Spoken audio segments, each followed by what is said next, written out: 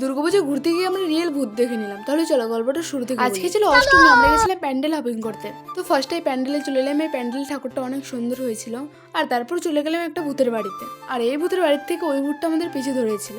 আর শেষ পর্যন্ত দেখো ভূতটা আমাদের সাথে কি কি করলো সব জানতে পারবে। আর বাইরে থেকে বেশি ডেকোরেশন করেছিল, ভিতরে এসে কিছুই করেছিল না, বাস এই ঠাকুরটাই ছিল। তারপর চলে এলাম মেলায়। আর এটা হচ্ছে আমার আজকের আউটফিট। কেমন লাগছে কমেন্টে জানিও।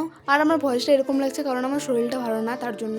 তারপর এখানে কিছু খেয়ে দিয়ে চলে এলাম মেলার কসমেটিকের দোকানে, কিন্তু আমার কিছুই পছন্দ হয়নি। তারপর চলে এলাম এই বড় প্যান্ডেলটা অনেক ভালোই ছিল। আর আমার কাছে এই ঠাকুরটা অনেক সুন্দর লেগেছে।